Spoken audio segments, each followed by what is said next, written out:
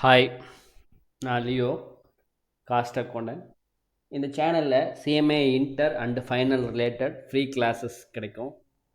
நாம் இன்றைக்கி என்ன பார்க்க போகிறோம் அப்படின்னா, சிஎம்ஏ இன்டரில் பேப்பர் 11ல் ஏற்கனவே நம்ம ஃபினான்ஷியல் மேனேஜ்மெண்ட்னா என்ன, அதோட டூல்ஸ் ஆஃப் ஃபினான்ஷியல் அனலைஸ் என்னன்னு பார்த்தோம்.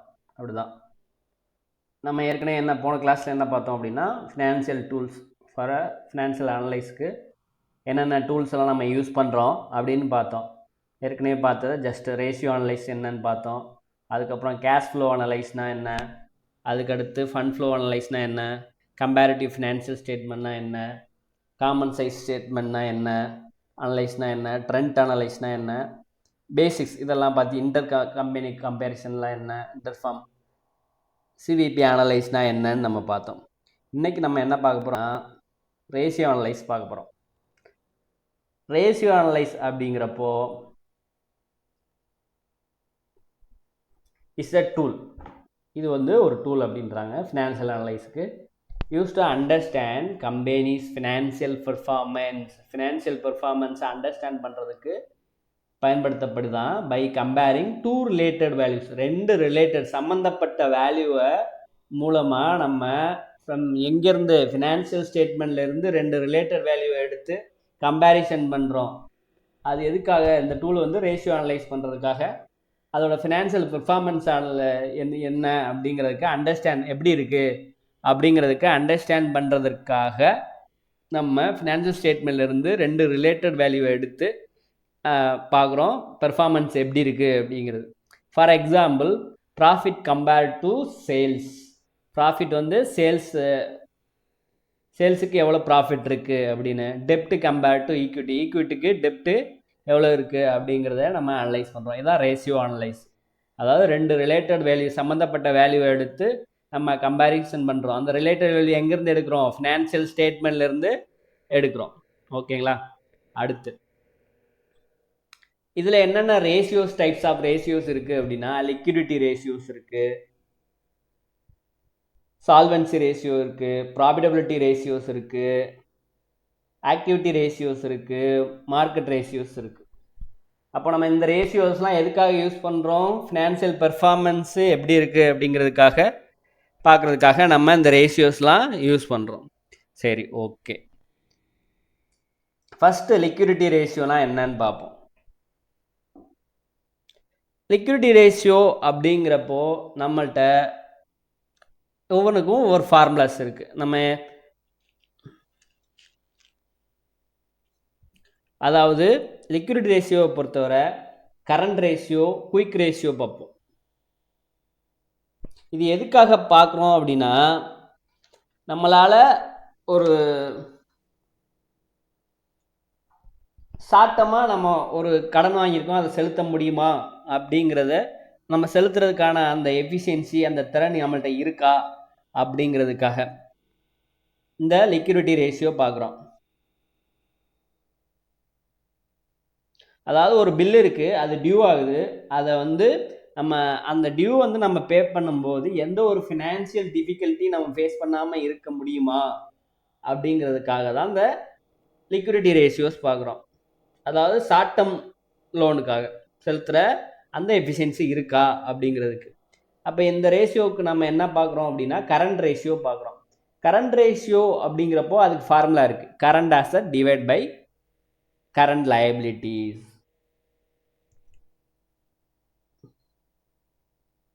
இது எதுக்காக யூஸ் பண்ணுறோம் அப்படின்னா, ஷார்ட் டேர்ம் லிக்விடிட்டி இருக்கா அப்படிங்கிறதுக்கு. குயிக் ரேஷியோ அப்படின்னு பார்க்குறோம். குயிக் ரேஷியோ என்ன பண்ணுறோம்? கரண்ட் அசெட்டில் இன்வென்ட்ரி போக உள்ளது டிவைட் பை கரண்ட் லயபிலிட்டிஸ். இம்மிடியேட்டாக இன்வென்ட்ரி இல்லாமல் உடனே செலுத்த முடியும் லிக்விடிட்டியாக நம்மகிட்ட என்ன இருக்குது அப்படிங்கிறதையும் பார்க்குறோம். இதுதான் லிக்விடிட்டி ரேஷியோஸ். லிக்விடிட்டி ரேஷியோவில் நம்ம என்னென்ன பார்ப்போம்? Current ratio, quick ratios. இது எதுக்காக அப்படின்னா, ஷார்ட் டேர்ம் லிக்விடிட்டி, ஷார்ட் டேர்மாக நம்ம குறுகால கடனை நம்ம செலுத்த முடியுமா அப்படிங்கிற திறன் இருக்கா அப்படிங்கிறத பார்க்குறோம். இதுக்கு எக்ஸாம்பிள்ஸ் என்ன அப்படின்னா, கரண்ட் அசெட் இருக்குது, இன்வென்ட்ரி. கரண்ட் அசெட்டு 5 lakhs இருக்குது, இன்வென்ட்ரி 1,50,000. Current liabilities 2,50,000. கேஷ் வந்து நம்மள்ட்ட 50,000 இருக்கு. கரண்ட் ரேஷியோ நம்ம பார்க்க சொல்லியிருக்காங்க. கரண்ட் ரேஷியோ அப்படின்னா என்ன பார்த்தோம்? கரண்ட் அசட் எவ்வளோ? Current asset divide by current liabilities. Current asset எவ்வளோ? 5 lakhs divide by current liabilities. அப்போது கரண்ட் லயபிலிட்டிஸ் வந்து 2 times மோர் தென் அசட்டோட அசட் வந்து 2 மடங்கு அதிகமாக இருக்குது. அசட்டு கரண்ட் லயபிலிட்டிஸை விட கரண்ட் அசட்டு 2 மடங்கு அதிகமாக இருக்குது. அப்போனா இந்த இது வந்து நம்மளால் சீக்கிரமாக பே பண்ண முடியும் அப்படின்றான். குயிக் ரேஷியோ அப்படிங்கிறப்போ நம்மகிட்ட சடனாக அந்த இன்வென்ட்ரி இல்லாமல் பே பண்ணுறதுக்கு நம்மகிட்ட இருக்க எஃபிஷியன்சி எவ்வளோ அப்படின்னு பார்க்குறோம். அப்போது இன்வென்ட்ரியை நம்ம 5 lakhsலேருந்து 1,50,000 இன்வென்ட்ரி, அதாவது ஸ்டாக்கு, அதை வந்து கழிச்சிடுறோம். மைனஸ் பண்ண பிறகு மீதமுள்ள 3,50,000 இருக்கும். 3,50,000 divide by 2,50,000 current liabilities.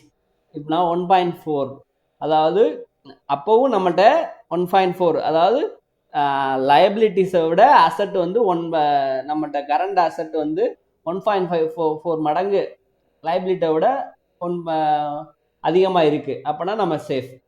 Cash ratio நம்மகிட்ட கேஷுக்கும் எவ்வளோ இருக்குது? லயபிலிட்டி கரண்ட் லயபிலிட்டியை விட கேஷ் எத்தனை பர்சன்டேஜ் இருக்குது அப்படிங்கிறத பார்க்குறோம். 0.2 மடங்கு தான் இருக்குது. ஓகே, அடுத்து ப்ராஃபிட்டபிலிட்டி ரேஷியோஸ். ப்ராஃபிட்டபிலிட்டி ரேஷியோ அப்படிங்கிறத முதல்ல சொல்லிக்கிறேன். லிக்விடிட்டி ரேஷியோன்னா குறுகால, அதாவது ஷார்ட் டேர்ம் லோன் செலுத்துறதுக்கான நம்மகிட்ட எஃபிஷியன்சி இருக்குது அப்படின்னு. சால்வன்சி ரேஷியோ அப்படின்னா நீண்ட கால எஃபிஷியன்சி எவ்வளோ, அதாவது கடன் லாங் டேர்ம் லோன் எடுத்துருக்கோம் அப்படின்னா அதை திருப்பி செலுத்துகிற அந்த எஃபிஷியன்சி எப்படி இருக்குது அப்படிங்கிறத பார்க்க போகிறோம். இங்கே ப்ராஃபிட்டபிலிட்டி ரேஷியோஸ். ப்ராஃபிட்டபிலிட்டி ரேஷியோவுக்கு அதுக்கு ஃபார்முலா இருக்குது. Gross profit divide by gross profit ratio equal to gross profit divide by net sales. இந்த பர்சன்டேஜ் பார்ப்போம். எத்தனை பர்சன்டேஜ் நம்மளால் சேல்ஸுக்கு எத்தனை பர்சன்டேஜ் ஏர்ன் பண்ணியிருக்கோம் அப்படின்னு, அதாவது எவ்வளோ நம்ம லாபம் ஈட்டியிருக்கோம் அப்படிங்கிறத பார்க்குறது தான். So margin after direct cost, மற்ற டைரக்ட் காஸ்ட் போக மீது உள்ள மார்ஜின் கிராஸ் ப்ராஃபிட் பார்ப்போம்ல. அப்போது நெட் சேல்ஸுக்கு எவ்வளோ கிராஸ் ப்ராஃபிட் இருக்குது. நெட் ப்ராஃபிட் ரேஷியோனா net profit by sales. Net ப்ராஃபிட்டுக்கு எவ்வளோ, சேல்ஸில் நெட் ப்ராஃபிட் எத்தனை பர்சன்டேஜ் இருக்குது. ஆப்ரேட்டிங் ப்ராஃபிட்னா ஆப்ரேட்டிங் ப்ராஃபிட்டுக்கு சேல்ஸில் ஆப்ரேட்டிங் ப்ராஃபிட் எத்தனை பர்சன்டேஜ் ப்ராஃபிட் ஃப்ரம் ஆப்ரேஷன் மூலமாக வருது. ரிட்டர்ன் ஆன் கேபிட்டல் எம்ப்ளாய்டு அப்படின்னா EBIT divide by capital employed. மொத்தமாக நம்ம கேபிட்டல் எம்ப்ளாய்டில் எத்தனை பர்சன்டேஜ் வந்து நம்ம earning before interest and tax இருக்குது அப்படிங்கிறது. ரிட்டர்ன் ஏர்ன்டு கேபிட்டல், நம்ம போட்ட கேபிட்டலில் எவ்வளோ ரிட்டர்ன் நம்ம ஏர்ன் பண்ணியிருக்கோம். ரிட்டர்ன் ஆன் ஷேர் ஹோல்டர்ஸ் ஃபண்ட்ஸ்னால் ஷேர் ஹோல்டர் ஃபண்டுக்கு நம்ம நெட் ப்ராஃபிட், ஷேர் ஹோல்டருக்கு எவ்வளோ ப்ராஃபிட் கிடைக்குது ஆஃப்டர் டேக்ஸுக்கு அப்புறம் எவ்வளோ, அதாவது ஷேர் ஹோல்டருக்கு எவ்வளோ ப்ராஃபிட் அப்படிங்கிறத பார்க்குறோம். இது சம். நெட் சேல்ஸ், நம்மகிட்ட சேல்ஸ் வந்து எவ்வளோ இருக்குது?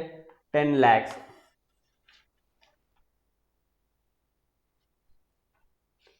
கிராஸ் ப்ராஃபிட் எவ்வளோ இருக்கு?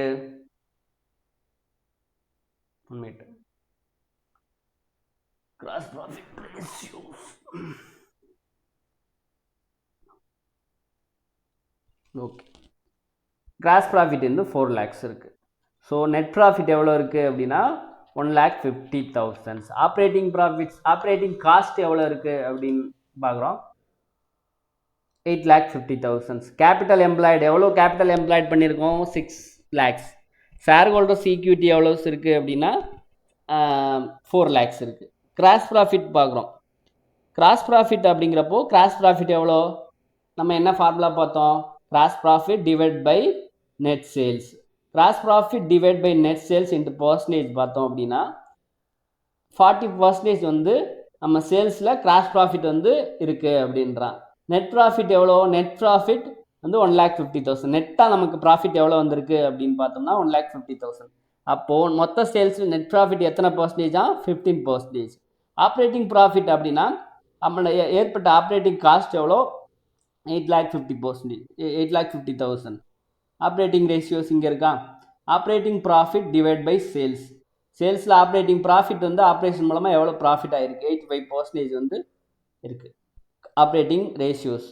ரிட்டர்ன் ஆஃப் இன்கம் எவ்வளோ இருக்குது, இபிஐடி 1,50,000 வந்து நெட் ப்ராஃபிட்டு டிவைடட் பை நம்ம எவ்வளோ கேபிட்டல் எம்ப்ளாய் பண்ணியிருக்கோம், 6 lakhs. 6 lakhsக்கு 1,50,000 கிடச்சிச்சு அப்படின்னா அப்போது 25% ரிட்டர்ன். நம்ம போட்ட இன்வெஸ்ட்மெண்ட்டுக்கு எவ்வளோ ரிட்டர்ன் கிடச்சிருக்கு, 25%. இன்வெஸ்ட்மெண்ட் பண்ணதுக்கு return of investment. Return of equity அப்படின்னா நம்ம போட்ட ஈக்விட்டிக்கு எவ்வளோ பர்சன்டேஜ் நமக்கு ரிட்டர்ன் கிடச்சிருக்கு அப்படின்னு. இப்போ இதில் ஈஸியாக என்ன அப்படின்னா, எப்போவுமே என்ன அப்படின்னா நம்ம இந்த ரேஷியோஸ் பார்க்கும்போது எல்லாமே மேலே கீழே அப்படிங்கிற ஃபார்முலாஸ் வரும். மேலே அப்படின்னா ஃபஸ்ட்டு கிராஸ் ப்ராஃபிட்னு வந்துச்சுன்னா கிராஸ் ப்ராஃபிட் மேலே வரும், அதுக்கு கீழே நெட் சேல்ஸ் வரும். நெட் ப்ராஃபிட்னாலும் நெட் ப்ராஃபிட் ஃபஸ்ட்டு மேலே வரும், அதுக்கப்புறம் நெட் சேல்ஸ் கீழே வரும். அப்போது சேல்ஸுக்கு தான் நெட் ப்ராஃபிட் பார்ப்போம், சேல்ஸுக்கு தான் ப்ராஃபிட் பார்ப்போம். Employed capital, return on capital employed. Return அப்படிங்கிறப்போ என்னது, இபிஐடி. ரிட்டர்ன் அப்படிங்கிறப்போ நெட் ப்ராஃபிட். அப்போது மேலே கீழே வந்து கேபிட்டல் எம்ப்ளாய்டு. நார்மலாக ரேஷியோஸ் ஃபார்முலாஸ் இந்த இதில் இது மேலே அந்த ஃபார்முலாஸ் தான் வரும். ஞாபகப்படுத்தணும், மெமரி பண்ணணும்னு அவசியம் கிடையாது. பட் ஒரு சில இதுக்கு டேர்ன் ஓவருங்கிறப்ப மேலே வந்து சேல்ஸ் மாறும். இதுவும் கரெக்டாக வச்சுருந்தோம் அப்படின்னா கரெக்டாக நம்மளால் ஈஸியாக வந்து எக்ஸாமுக்கு அப்ளை பண்ண முடியும். ஓகே, இது பார்த்துட்டோம். Next turn over ratio, activity ratio அப்படின்னு பார்ப்போம்.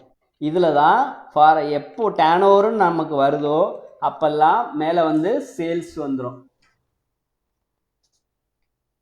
டேர்ன் ஓவர்னு வர்றப்பெல்லாம் சேல்ஸ் மேலே வந்துடும், கீழே வந்து செகண்ட் உள்ளது வரும். இன்வென்ட்ரி டேர்ன் ஓவர்ஸ் அப்படிங்கிறப்போ காஸ்ட் ஆஃப் குட்ஸ் சோல்டு, எவ்வளோ நம்ம சேல்ஸ் பண்ணியிருக்கோம், அதில் ஆவரேஜ் இன்வென்ட்ரி, டோட்டல் ஆவரேஜாக எவ்வளோ இன்வென்ட்ரி அப்படிங்கிறது மூலமாக கிடைக்குது ஃபார்முலாஸு. அப்போ ஸ்டாக் எவ்வளோ சேல்ஸ் பண்ணியிருக்கோம், எத்தனை டைம்ஸுக்கு நம்ம சேல்ஸ் பண்ணுறோம், அதாவது நம்மள்ட்ட இன்வென்ட்ரி எவ்வளோக்கு எவ்வளோ நாள் எத்தனை தடவை நம்மளால் ஒரு வருஷத்தில் வந்து மூவ்மெண்ட் ஆகுது அப்படிங்கிறது பார்க்குறதுக்கு இன்வென்ட்ரி டேர்ன் ஓவர் ரேஷியோ, அதாவது இன்வென்ட்ரியோட மூவ்மெண்ட் எப்படி இருக்குது அப்படிங்கிற, அதோட எஃபிஷியன்சி எப்படி இருக்குது அப்படிங்கிறத பார்ப்போம். டெபிட்டார் டேர்ன் ஓவர் ரேஷியோ அப்படிங்கிறப்போ டெபிட்டாருக்கு நம்ம டெபிட்டார் இருந்து எத்தனை நாள், அது அவங்களோட எஃபிஷியன்சி எவ்வளோ நாள் எடுத்துக்கிறாங்க அப்படிங்கிறதுக்காக தான் அந்த டெபிட்டார் டேஸ். அவங்க நம்ம கஸ்டமர்கிட்ட இருந்து நம்ம எவ்வளோ பீரியடில் வந்து நம்ம பேமெண்ட் ரிசீவ் பண்ணுறோம் அப்படின்னு அந்த கலெக்ஷன் பீரியட், கலெக்ஷன் எஃபிஷியன்சி அதை பார்க்குறோம். கிரெடிட்டார் டேர்ன் ஓவர் ரேஷியோ அப்படிங்கிறப்போ நம்ம கஸ்டமருக்கு எத்தனை நாளுக்கு ஒரு தடவை பேமெண்ட் பண்ணுறோம், அதான் கிரெடிட்டார். நம்மளோட எஃபிஷியன்சி 3 மாதத்துக்கு ஒரு தடவையா அப்படிங்கிறத நம்ம எஃபிஷியன்சி அந்த பேமெண்ட் பீரியட் பார்க்குறோம். அதான் கிரெடிட்டார் டேர்ன் ஓவர் ரேஷியோவில் கிரெடிட்டார் அந்த கிரெடிட்டாரோட சுழற்சி விகிதம் அப்படின்வாங்க. அதாவது எத்தனை நாளுக்கு ஒரு தடவை நம்ம பேமெண்ட் பண்ணுறோம் அப்படிங்கிறத பொறுத்து இருக்குது. அதுக்கடுத்து fixed asset, net sales to fixed asset turn over ratio.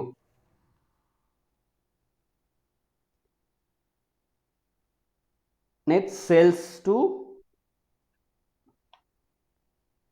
அதாவது நெட் சேல்ஸ் அதோட எஃபிஷியன்சி, ஃபிக்ஸட் அசட்டுக்கு நெட் சேல்ஸ் எவ்வளோ இருக்குது அப்படிங்கிறத பார்க்குறோம்.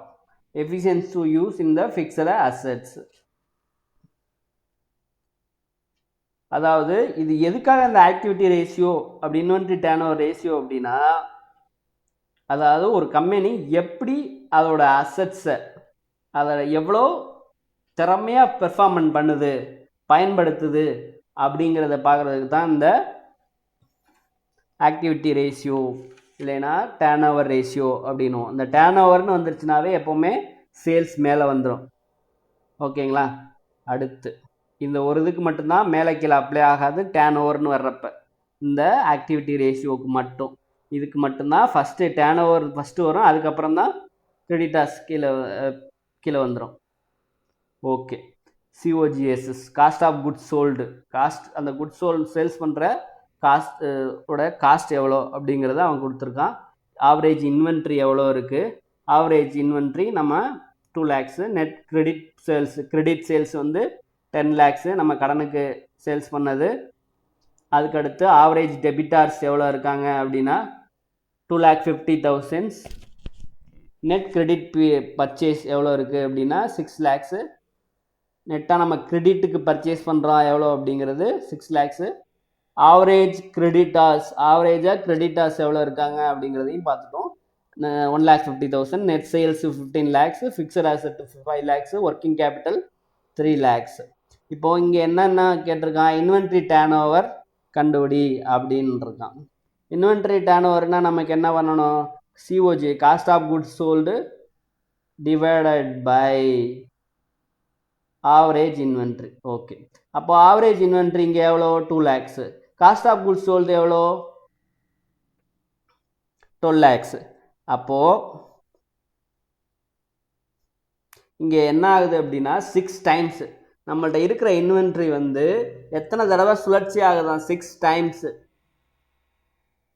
6 timesங்கிறப்போ நமக்கு வந்து 2 மாதத்துக்கு ஒரு டைம், அந்த மாதிரி அந்த டைமுக்கு மூவ்மெண்ட் ஃபாஸ்ட்டாக மூவ்மெண்ட் ஆகுது. ஓகேங்களா. அடுத்து நெட்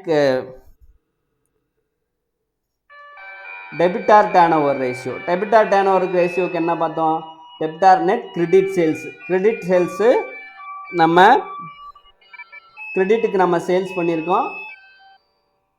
எவ்வளோ சேல்ஸ் பண்ணியிருக்கோம் 10 lakhs. அதில் எவ்வளோ அடுத்தது ஆவரேஜ் டெபிட்டார் நம்மள்ட்ட எவ்வளோ டெபிட்டார், ஆவரேஜாக டெபிட்டாரிஸ் எவ்வளோ இருக்காங்க அப்படின்னா எவ்வளோ அமௌண்ட் அப்படின்னா 2,50,000.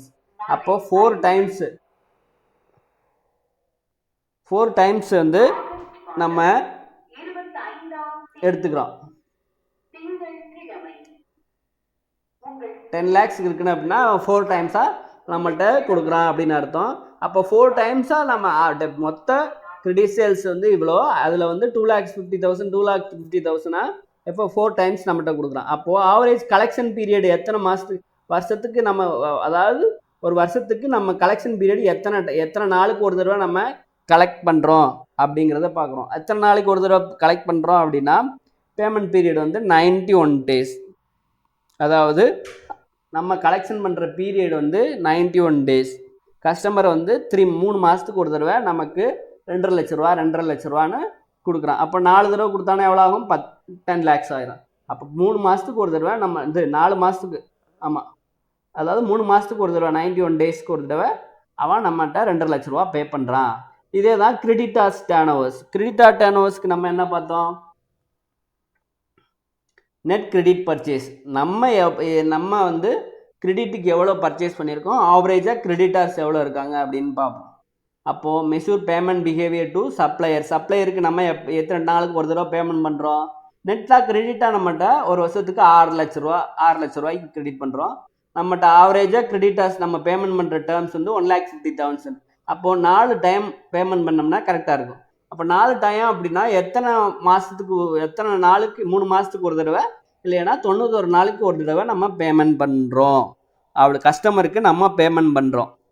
ஓகே, அடுத்து fixed asset turn overs. Fixed asset எவ்வளோ இருக்குது, நம்மகிட்ட 5 lakhs இருக்குது. டேர்ன் ஓவர் எவ்வளோ இருக்குது, சேல்ஸு 15 lakhs. அப்போது நெட் சேல்ஸுக்கு ஃபிக்ஸட் அசெட்டை விட சேல்ஸ் எத்தனை மடங்கு இருக்குது. அசட்டோட எஃபிஷியன்சி பார்க்குறோம். அசட்டோட எஃபிஷியன்சி எத்தனை அப்படின்னா 3 times இருக்குது.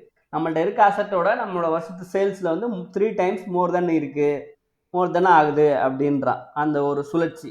அதுக்கடுத்து working capital turn overs. Working கேபிட்டலுக்கு வந்து எத்தனை மடங்கு இருக்குது, நம்மளோட நெட் சேல்ஸுக்கு ஒர்க்கிங் கேபிட்டல்ஸ் எத்தனை மடங்கு சுழற்சி ஆகுது, 5 times சுழற்சி ஆகுது அப்படிங்கிறத பார்க்குறோம். அடுத்து என்னது, சால்வென்சி ரேஷியோ. சால்வென்சி ரேஷியோ வந்து எதுக்காக அப்படின்னா நம்மளால் ஒரு லாங்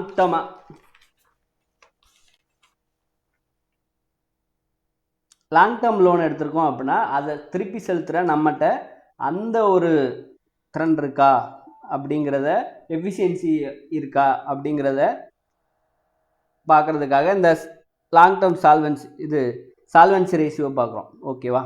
டெப்ட் ஈக்விட்டி ரேஷியோ. இதுக்கு என்னென்ன பார்ப்போம் அப்படின்னா டெப்ட் ஈக்விட்டி ரேஷியோஸ் பார்ப்போம். டெப்ட் equity ratio, interest coverage ratio, total asset to டெப்ட் ரேஷியோ பார்ப்போம். ஓகேங்களா? அப்போது டோட்டல் டெப்ட்டு, மொத்த டெப்ட்டுக்கு ஷேர் ஹோல்டர்ஸ் ஈக்விட்டி டிவைடு டெப்ட் ஈக்விட்டி ரேஷியோனா நான் சொன்னேன்ல மேலே கீழே. அப்போது ஃபஸ்ட் என்ன இருக்குது? டெப்ட்டு. கீழே என்ன இருக்குது? ஈக்விட்டி. அப்போது இது என்னது? Financial leverage. ஃபினான்ஷியல் லிவரேஜுங்கிறத நம்ம எப்போ பார்ப்போம் அப்படின்னா financial leverage, operating leverage, financial leverage இதெல்லாம் எங்கே பார்ப்போம் அப்படின்னா அடுத்த இன்னொரு பார்ட் இருக்குது. அந்த பார்ட்டில் நான் உங்களுக்கு ஆப்ரேட்டிங் லிவரேஜ்னா என்ன, ஃபினான்ஷியல் லிவரேஜ்னா என்ன அப்படிங்கிறத நான் சொல்கிறேன். ஓகேங்களா? அதாவது ஈக்விட்டியை விட டெப்ட்டு எத்தனை மடங்கு இருக்குது? சப்போஸ் கம்மியாக இருந்தால் ஓகே, நம்மள்கிட்ட ஈக்விட்டி ஷேர் ஹோல்டரோட டெப்ட் வந்து கம்மியாக இருந்தால் ஓகே, அதிகமாக இருந்தால் நாட் குட். ஓகேங்களா? அடுத்து இன்ட்ரெஸ்ட் கவரேஜ் ரேஷியோ. அப்போ இபிஐடி டிவைடட் பை இன்ட்ரெஸ்ட். ஓகேங்களா? இன்ட்ரெஸ்ட் வந்து இபிஐடி நம்ம அதாவது இன்ட்ரெஸ்ட் வந்து நம்ம ஏர்ன் பண்ணுற இன்ட்ரெஸ்ட்டை எத்தனை மடங்கு கவர் பண்ணுது. ஏர்ன் பண்ணுற இபிஐடி வந்து இன்ட்ரெஸ்ட்டை வந்து எத்தனை மடங்கு எபிலிட்டி டு பே இன்ட்ரெஸ்ட், எத்தனை மடங்கு நம்ம ஒரு இன்ட்ரெஸ்ட்டை நம்மளால் பே பண்ண முடியும் வர்ற லாபத்தில் அப்படிங்கிறத காமிக்கிறதா interest coverage ratio. Total asset to டெப்ட் ரேஷியோ. டோட்டல் அசெட்டில் ஈக்விட்டி அதாவது டெப்ட்டு லாங் டேர்ம் சால்வென்சி என்ன இருக்குது அப்படிங்கிறத காமிக்கிறான். Total asset to long term solvency. Total அசெட்டில் டெப்ட் எத்தனை இருக்குது அப்படிங்கிறத பார்க்குறோம். இப்போது சால்வென்சி ரேஷியோட எக்ஸாம்பிள்ஸ் பார்ப்போம். லாங் டேர்ம் டெப்ட்டு, ஈக்விட்டி கேபிட்டல். லாங் டேர்ம் வந்து நம்மகிட்ட கடன் வந்து 6 லட்ச ரூபா இருக்கான், ஈக்விட்டி கேபிட்டல் 4 lakhs இருக்குது. அப்போ டோட்டலாக நம்மகிட்ட இருக்க அசெட் வந்து 12 லட்ச ரூபா. இபிஐடி எவ்வளோ இருக்குது அப்படின்னா 3 lakhs இருக்குது. இன்ட்ரெஸ்ட் எக்ஸ்பென்சஸ் எவ்வளோ இருக்குது? 75,000. ஸோ சால்வென்சி ரேஷியோக்கு நம்ம என்னென்ன ஃபார்முலாஸ் இருக்கும்? டெப்ட் ஈக்விட்டி ரேஷியோ பார்க்கணும். டோட்டல் டெப்ட்டு டிவைடட் பை ஈக்விட்டி. டெப்ட் எவ்வளோ? 6 lakhs, ஈக்விட்டி எவ்வளோ? 4 lakhs. அப்போது 1.5 நம்ம வாங்கின கடனை விட ஈக்விட்டியை விட டெப்ட்டு அதிகமாக இருக்குது கடன் அப்படிங்கிறத பார்ப்போம். இதெல்லாம் ஒரு டூல்ஸ், ஃபினான்ஷியல் அனலைஸ் டூல்ஸ். ஓகேங்களா? நம்ம அதில் ரேஷியோ அனலைஸ் என்னன்னு பார்க்குறோம். அப்புறம் ப்ரொப்ரைட்டரி ரேஷியோ அப்படிங்கிற டோட்டல் அசெட்டில் ஈக்விட்டி மட்டும் எத்தனை பர்சன்டேஜ் இருக்குது அப்படிங்கிறத பார்க்குறோம். டோட்டல் அசெட்டில் எவ்வளோ இருக்குது? 4 lakhs வந்து ஈக்விட்டி. மொத்த அசெட் எவ்வளோ? Equity divide by total asset 12 lakhs பார்த்தோம் அப்படின்னா 33% வந்து ஈக்விட்டி மட்டும் ஹோல்டர் வச்சுருக்காங்க. டெப்ட் எவ்வளோ இருக்குது? டெப்ட்டு டோட்டல் அசெட்டில் டெப்ட் ரேஷியோ பார்க்குறோம் அப்படின்னா டோட்டல் டெப்ட் எவ்வளோ? 6 lakhs.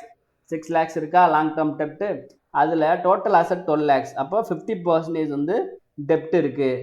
இன்ட்ரெஸ்ட் கவரேஜ் ரேஷியோ, நம்மளால் இன்ட்ரெஸ்ட்டை ஏர்ன் பண்ணுற ஏர்னிங் வந்து இன்ட்ரெஸ்ட்டை எத்தனை மடங்கு நம்மளால் பேமெண்ட் பண்ண முடியும் அப்படிங்கிறது. அப்போது EBIT divided by interest. EBIT எவ்வளோ? 3 lakhs. மொத்தம் earning before interest and tax 3 lakhs. Interest 75,000. இப்போ 75,000 எத்தனை 4 டைம் பே பண்ணலாம். நம்ம இன்ட்ரெஸ்ட் நம்ம வாங்கின கடனை 4 டைம்ஸ் பேமெண்ட் பண்ணலாம் அப்படிங்கிறதா இன்ட்ரெஸ்ட் கவரேஜ் ரேஷியோ. அடுத்து மார்க்கெட் ரேஷியோ. மார்க்கெட் ரேஷியோ அப்படின்னா என்னென்ன அப்படின்னா நம்மள்கிட்ட இது எதுக்காக இந்த மார்க்கெட் ரேஷியோ அப்படிங்கிறது நம்மள்கிட்ட இருக்குது அப்படின்னா நம்மள்கிட்ட ஷேர் ஹோல்டர்ஸ் இருப்பாங்கள்ல, நம்மளை இன்வெஸ்ட் பண்ணவங்க, அவங்களுக்காக இந்த மார்க்கெட் ரேஷியோ. அவங்களுக்கு இந்த மார்க்கெட் ரேஷியோ ரொம்ப இம்பார்ட்டன்ட். இன்வெஸ்ட்மெண்ட் பண்ணுறவனுக்கும் ஷேர் ஹோல்டர்ஸ்க்கும் இது ரொம்ப ஹெல்ப்ஃபுல்லாக இருக்குது. ஆக்டிவிட்டி ரேஷியோ எதுக்காக அப்படின்னா நம்ம எப்படி நம்மளோட அசட்டை வந்து எப்படி நம்ம யூஸ் பண்ணுறோம் அப்படிங்கிறத காமிக்கிறதுக்கு தான் இந்த ஆக்டிவிட்டி ரேஷியோஸ். ப்ராஃபிட்டபிலிட்டி ரேஷியோ எதுக்காக அப்படின்னா நம்ம லாபம் எப்படி ஈட்டுறோம், எவ்வளோ லாபம் ஈட்டுறோம் அப்படிங்கிறத காமிக்கிறதுக்காக. இப்போ மார்க்கெட் ரேஷியோ எதுக்காக என்னென்னா இன்வெஸ்டருக்கும் ஷேர் ஹோல்டர்ஸுக்கும் யூஸ்ஃபுல்லாக இருக்கும். அப்போ மார்க்கெட் ரேஷியோ என்னென்ன அப்படின்னா earning per share. EB market ரேஷியோவில் என்னென்ன பார்ப்போம் அப்படின்னா ஏர்னிங் பர் ஷேர், ஒரு ஷேரோட ப்ரைஸ் என்ன, ஒரு ஷேருக்கு எவ்வளோ ஏர்ன் பண்ணியிருக்கோன்னு பார்ப்போம். அதுக்கடுத்து ப்ரைஸ் ஏர்னிங் பிஇ ரேஷியோ பார்ப்போம், டிவிடெண்ட் ஈல்டு பார்ப்போம், புக் வேல்யூ ஆஃப் ஷேர்ஸ் பார்ப்போம். Book value of shares per shares அப்படின்னா என்ன அப்படின்னா, சப்போஸ் கம்பெனி சடனாக இழுத்து மூடிட்டாங்க அப்படின்னா அப்போ ஷேர் ஹோல்டர்ஸ்க்கு எவ்வளோ கிடைக்கும் அப்படிதான் புக் வேல்யூ ஆஃப் ஷேர்ஸ். ஓகேங்களா?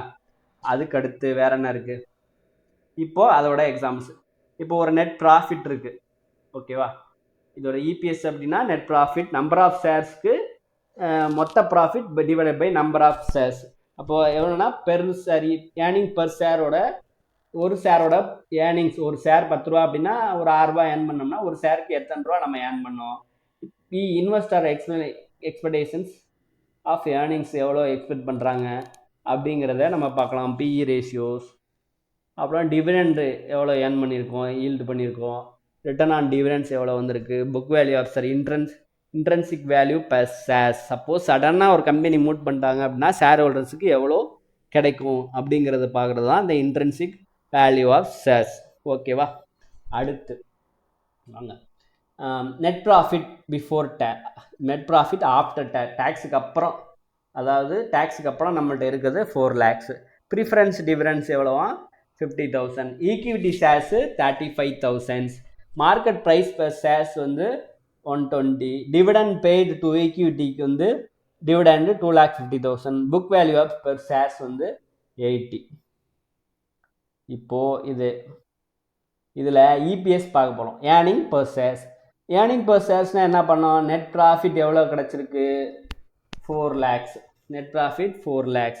இதில் ப்ரிஃபரன்ஸ் டிவிடெண்ட்ஸ் போக உள்ளது தான் ஈக்விட்டி ஷேர் ஹோல்டர்ஸுக்கு. அப்போ ப்ரிஃபரன்ஸ் ஷேர் ஹோல்டர்ஸ் ப்ரிஃபரன்ஸ் டிவிடெண்டுக்கு வந்து கொடுக்குறோம்ல, அதை கழிக்கணும். நெட் ப்ராஃபிட் ஈக்விட்டி ஷேர் ஹோல்டருக்கு வந்து ப்ரிஃபரன்ஸ் போக தான் பேலன்ஸ் உள்ளதான் ஈக்விட்டி ஷேர் ஹோல்டர்ஸ். அப்போ ப்ரிஃபரன்ஸ் டிவிடெண்டை கழித்தோம் அப்படின்னா எவ்வளோ கிடைக்கும், 4 lakhsல 3,50,000 கிடைக்கும்.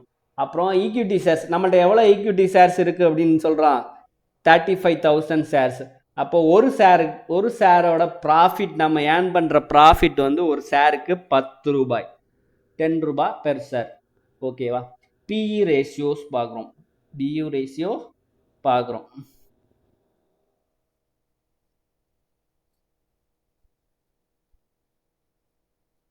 ஓகே, அதாவது பி ரேஷியோ எதுக்காக பார்க்குறோம் அப்படின்னா, பி ரேஷியோ அப்படின்னா MPS divide by EPS. Market price, அந்த ஷேரோட மார்க்கெட் ப்ரைஸ் என்ன, இபிஎஸ் ஏர்னிங், அந்த மார்க்கெட் ப்ரைஸுக்கு நம்ம எத்தனை டைம்ஸ் ஆஃப் அதை நம்ம ஏர்ன் பண்ணியிருக்கோம், மார்க்கெட் ப்ரைஸுக்கு இபிஎஸ் எத்தனை டைம்ஸ் இருக்குது அப்படிங்கிறது தான் இந்த BE ratio, price earning ratio.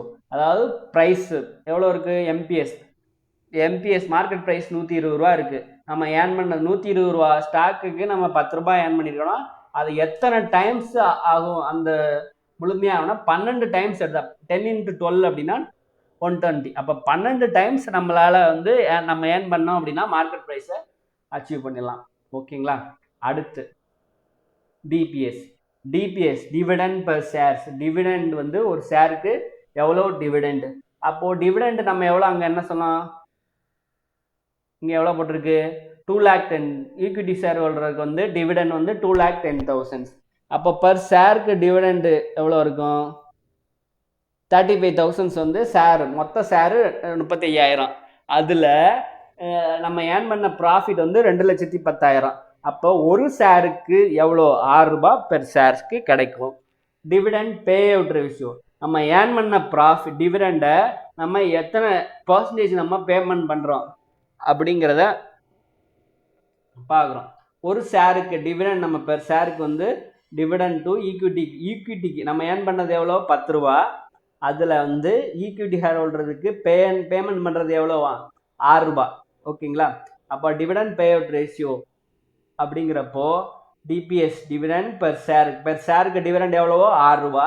Earning per share மொத்தமாக நம்ம 10 ரூபா ஏர்ன் பண்ணோம், அதில் நம்ம டிவிடெண்ட் பெர் ஷேருக்கு டிவிடெண்ட் கொடுக்குறது 6 ரூபா. அப்போ எத்தனை பர்சன்டேஜ், நம்ம 60% வந்து பேமெண்ட் டிவிடெண்டுக்கு ஈக்விட்டி ஷேர் ஹோல்டருக்கு நம்ம கொடுக்குறோம் அப்படின்னு. அதாவது நம்ம ஏர்ன் பண்ணதில் ஈக்விட்டி ஷேர் ஹோல்டர்ஸ்க்கு எத்தனை பர்சன்டேஜ் கொடுக்குறோம், அதான் டிவிடெண்ட் பே அவுட் ரேஷியோ.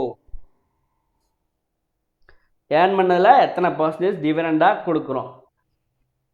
அதுக்கடுத்து market to book value ratio. Market to book value ரேஷியோனா என்ன? Market value per share, book value of shares. நம்மகிட்ட புக் வேல்யூ ஷேர்னா என்ன சொன்னேன்? சடனாக ஷட் பண்ணிட்டாங்க அப்படின்னா, கம்பெனியே இழுத்து பண்ணிட்டாங்கன்னா ஷேர் ஹோல்டர்ஸ்க்கு எவ்வளோ கிடைக்கும்? 80 ரூபா கிடைக்கும். ஆனால் இப்போ மார்க்கெட்டில் அதோட ஷேர் எவ்வளோ? 120. அப்போது மார்க்கெட்டை விட புக் வேல்யூ விட மார்க்கெட் வேல்யூ எத்தனை மடங்கு அதிகமாக இருக்கா? 1.55 டைம்ஸ் அதிகமாக இருக்குது அப்படின்றான். ஓகே, அப்புறம் இதான் வந்து நம்ம மொத்தமாக ரேஷியோஸ். இதில் இன்னும் டீப்பாக போனோம் அப்படின்னா இதில் ஐடியல் ரேஞ்சஸ் எப்படி இருக்குது, கரண்ட் ரேஷியோவுக்கு எப்படி பண்ணணும், குயிக் ரேஷியோக்கு எவ்வளோ இருக்கணும், அந்த ஐடியல் ரேஞ்சஸ் எவ்வளோ இருக்கணும் அப்படிங்கிறது கொடுத்துருக்கேன். இதை எதுக்காக இதில் இன்டர்பிரேஷன், இதில் ஏன் அதிகமாக இருந்தால் ரிஸ்கா, ரிஸ்க் இல்லையா, ஹையாக இருக்கணுமா அப்படிங்கிறத பார்க்குறோம்.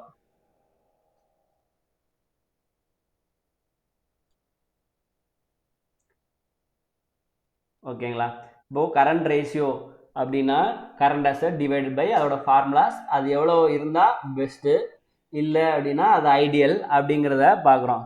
கரண்ட் அசட் குயிக் ரேஷியோனா நம்ம என்ன பார்த்தோம்? கரண்ட் அசட் மைனஸ் இன்வென்ட்ரி இல்லாமல் உடனே சடனாக நம்மளால் லிக்விடேட் பண்ண முடியும் அப்படிங்கிறத கேஷாக மாற்ற முடியும் அப்படின்னா குயிக் ரேஷியோ. மெஷரபிள்ஸ் 1க்கு கீழே இருந்துச்சுன்னா ரிஸ்க்கு, 1.5க்கு மேலே இருந்துச்சுன்னா ஓகே ஐடியல் குயிக் அசட்டு. டெப்ட் ஈக்விட்டி ரேஷியோ, டோட்டல் டெப்ட்டுக்கு share holders 1:1 okay. So the leverage 1க்கு மேலே இருந்துச்சு அப்படின்னா என்னன்னு கொடுத்துருக்கான். இன்ட்ரெஸ்ட் கவரேஜ் ரேஷியோ 3 மடங்குக்கு மேலே இருக்கணும். அப்படி இருந்துச்சு நம்ம இன்ட்ரெஸ்ட் வந்து 75,000, EBIT எவ்வளோன்னு பார்த்தோம். அதாவது நம்ம ஏர்ன் பண்ணுற ப்ராஃபிட் எத்தனை மடங்கு வந்து நம்ம இன்ட்ரெஸ்ட் பேமெண்ட் பண்ண முடியும். Inventory turn overs ratio, cost of goods sold divide by average turn over ஹையராக இருந்துச்சு அப்படின்னா நம்ம ஏர்ன் பண்ணுற அதாவது இன்வென்ட்ரி நம்மகிட்ட இருக்க இன்வென்ட்ரி ஸ்டாக் இல்லாமல் மூவ்மெண்ட்டே இல்லாமல் இருக்கும். கொஞ்சம் ஸ்லோவாக கம்மியாக இருந்துச்சு அப்படின்னா மூவ்மெண்ட் இல்லாமல் இருக்குது அப்படின்னு அர்த்தம். ஸ்லோ மூவிங் ஸ்டாக்கு, இதோ ஸ்லோ மூவிங், ஃபாஸ்ட் மூவிங்லாம் பார்க்கலாம். இதெல்லாம் ஃபினான்ஷியல் அனலைசிங் டூல்ஸு. அப்போது ரேஷியோவில் வந்து இதில் இப்படிலாம் இருக்குது அப்படிங்கிறத நம்ம பார்க்கலாம். மொத்தம் கேபிட்டல் நம்மளோட ஏர்ன் பண்ணுற எத்தனை percentage EBIT divided by capital employ about 10 to 15% இருந்தால் ஓகே. ரிட்டர்ன் டோட்டல் நம்ம இன்வெஸ்ட் பண்ண கேபிட்டலுக்கு ஒரு 10 to 12% கிடச்சிச்சின்னா ஓகே. Compare to borrowing cost, EPS, earning per shares வந்து அதிகமாக இருந்தால் ஹையர் இஸ் பெட்ரு. ஓகேவா? Book value of share use நெட்ஒர்த்தோட book value of shares number of equity ஷேரை நம்ம டிவைட் பண்ணோம் அப்படின்னா நம்மளோட புக் வேல்யூ ஷேர்ஸ் அதிகமாக இருந்தால் ஓகே அப்படின்றான். டிவிடெண்ட் ஈல்டு ஹையராக இருந்துச்சுன்னா ஓகே அப்படின்றான். Return from dividend from investors prefer higher தான் ப்ரிஃபர் பண்ணுறோம் அப்படின்னா நமக்கு இன்றைக்கி என்ன பார்த்தோம் அப்படின்னா ரேஷியோ அனலைஸ்னால் என்னன்னு பார்த்தோம். ரேஷியோ அனலைஸில் டைப்ஸ் ஆஃப் ரேஷியோஸ் என்னென்ன இருக்குது அப்படின்னு பார்த்தோம். Liquidity ratio, solvency ratio, profitability ratio, activity ratio, market ரேஷியோனா என்னன்னு பார்த்தோம். லிக்விடிட்டி ரேஷியோ அப்படின்னா current asset divide by current liability, current ratio, quick ratio அப்படிங்கிறது பார்த்தோம். அதுக்கடுத்து ப்ராஃபிட்டபிலிட்டி ரேஷியோ அப்படின்னா ப்ராஃபிட்டபிலிட்டி ரேஷியோ அப்படிங்கிறப்போ கிராஸ் ப்ராஃபிட் பை ப்ராஃபிட்டபிலிட்டி அப்படின்னா சேல்ஸ் கீழே வந்துடும். சம்டைம் இது net gross profit divide by net sales. Net profit அப்படின்னா net profit divide by sales. Operating ப்ராஃபிட்னா ஆப்ரேட்டிங் ப்ராஃபிட் எவ்வளோ இருக்குது, அதுக்கு சேல்ஸுக்கு எவ்வளோ ஆப்ரேட்டிங் ப்ராஃபிட்டு. கேபிட்டல் எம்ப்ளாய்டுனா எவ்வளோ நம்ம இன்வெஸ்ட் பண்ணியிருக்கோம், அதில் எவ்வளோ எர்ன் பண்ணியிருக்கோம் அப்படிங்கிறத பார்த்தோம். டேர்ன் ஓவர் ரேஷியோ, டேர்ன் ஓவருங்கிறது எப்போவுமே சேல்ஸ் மேலே வந்துடும் அப்படின்னு சொன்னேன். அப்படின்னா டேர்ன் ஓவர் அப்படின்னு வந்தாவே அப்போ காஸ்ட் ஆஃப் குட்ஸ் சோல்டு அப்படிங்கிறது சேல்ஸ் தான். பட் காஸ்ட் அதோட சேல்ஸ் பண்ணதோட காஸ்ட் மட்டும்தான். ஓகேங்களா? அதுக்கப்புறம் net credit sales, டெப்டார் turn over ratio, creditor turn over ratio, நம்ம பேமெண்ட் பண்ண வேண்டியது, டெப்டார் அவன் நம்மகிட்ட பேமெண்ட் பண்ண வேண்டிய கலெக்ஷன் பீரியடு, எஃபிஷியன்சி, எத்தனை டைம்ஸு, இதெல்லாம் பார்க்குறோம். ஃபிக்ஸட் அசட்டுக்கு எவ்வளோ சேல்ஸ் எத்தனை மடங்கு ஆகுது, ஒர்க்கிங் கேபிட்டலுக்கு எத்தனை மடங்கு ஆகுது, எத்தனை மடங்கு நம்ம சுழற்சி ஆகுதுங்கிறத பார்த்தோம். சால்வன்சி ரேஷியோனா என்னன்னு பார்த்தோம். சால்வன்சி ரேஷியோ அப்படிங்கிறப்போ டோட்டல் டெப்ட்டுக்கு டு டோட்டல் ஷேர் ஹோல்டர். அதுக்கடுத்து டெப்ட் ஈக்விட்டி ரேஷியோ பார்த்தோம். இன்வென்ட்ரி இன்ட்ரெஸ்ட் கவரேஜ் ரேஷியோ என்னன்னு பார்த்தோம். அதுக்கடுத்து மார்க்கெட் ரேஷியோ என்னன்னு பார்த்தோம். மார்க்கெட் ரேஷியோ எதுக்காக நம்ம பண்ணுறோம் அப்படின்னா யாருக்கு யூஸ் ஆகும் அப்படின்னா இன்வெஸ்டாருக்கும் ஷேர் ஹோல்டர்ஸுக்கும் யூஸ் ஆகும். ஆக்டிவிட்டி ரேஷியோ எதுக்காக அப்படின்னா நம்மளோட இருக்கிற எப்படி நம்ம திறமையாக வந்து கையாளுறோம் நம்மகிட்ட இருக்க அசட்டை அப்படிங்கிறது. சால்வன்சி ரேஷியோ அப்படின்னா லாங் டேர்மாக உள்ள லாங் டேர்ம் லோனு நம்மகிட்ட திருப்பி செலுத்துகிற அந்த எஃபிஷியன்சி இருக்கா அப்படிங்கிறது தான் அந்த சால்வன்சி ரேஷியோ. அதுக்கடுத்து மார்க்கெட் ரேஷியோனா என்னன்னு பார்த்தோம். வேறு டேர்ன் ஓவர் ரேஷியோஸ், ஆக்டிவிட்டி ரேஷியோஸ்னால் என்னன்னு பார்க்குறோம். என்ன அப்படின்னா நம்மகிட்ட இருக்க அசட்டை நம்ம எப்படி யூஸ் பண்ணுறோம் அப்படிங்கிறத, எவ்வளோ எஃபிஷியன்ஸாக யூஸ் பண்ணுறோம் அப்படிங்கிறத பார்க்குறது. அதுக்கடுத்து என்ன ப்ராஃபிட்டபிலிட்டி ரேஷியோனா நம்ம எவ்வளோ லாபம் ஈட்டுறோம் என்பதை பார்க்குறது தான் இந்த ப்ராஃபிட்டபிலிட்டி ரேஷியோ. அதுக்கடுத்து கரண்ட் ரேஷியோ அப்படின்னா நம்ம அந்த கடனை எவ்வளோ எஃபிஷியன்ஸாக அந்த பில்லு டியூவாக இருக்கும்போது நம்ம பேமெண்ட் பண்ணுற அந்த லயபிலிட்டிஸ் வந்து இருக்கும்போது நம்மளோட அந்த ஃபினான்ஷியல் டிஃபிகல்ட்டிஸ் எதுவும் இல்லாமல் இருக்கிறா அப்படிங்கிறத பார்க்குறோம். நம்மள்ட்ட வந்து ஷார்ட் டேர்ம் லோன்ஸ் பேமெண்ட் பண்ணுறதுக்கான அந்த திறன் எஃபிஷியன்சி எப்படி இருக்குது அப்படிங்கிறத பார்த்தோம். இன்றைக்கி கிளாஸ் என்ன அப்படின்னா நம்ம ரேஷியோ அனலைஸ்னா என்ன அப்படிங்கிறத பார்த்தோம். இன்னும் டீப்பாக ப்ரீவியஸ் இயர் கொஸ்டின்ஸு அதெல்லாம் இதுக்கு அடுத்த பார்ட்ஸில் நம்ம பார்ப்போம். இதை பேசிக்ஸு, புக் சம்மு இதெல்லாம் அடுத்தடுத்த கிளாஸில் நம்ம பார்ப்போம். ஓகேங்களா? தேங்க்யூ. இந்த வீடியோவில் வந்து உங்களுக்கு யூஸ்ஃபுல்லாக இருந்துச்சு அப்படின்னா லைக் பண்ணுங்கள், உங்கள் ஃப்ரெண்ட்ஸுக்கு ஷேர் பண்ணுங்கள். நெக்ஸ்ட் கிளாஸ் வந்து இதோட ரேஷியோ அனலைஸ் பார்த்துட்டோம். இதுக்கடுத்து கேஷ் ஃப்ளோ, அதுக்கடுத்து ஃபண்ட் ஃப்ளோ, அதுக்கப்புறம் இதுக்கு அடுத்து உள்ள ஒர்க்கிங் கேபிட்டல்ஸு, பட்ஜெட்டிங்ஸ் இதெல்லாம் அடுத்தடுத்த பார்ட்டில் நம்ம பார்ப்போம். அதுக்காக சப்ஸ்கிரைப் பண்ணுங்கள், பெல் ஐக்கானை ப்ரெஸ் பண்ணுங்கள். டவுட் இருந்தால் கமெண்டில் கேளுங்க, நான் ரிப்ளை பண்ணுறேன். தேங்க்யூ.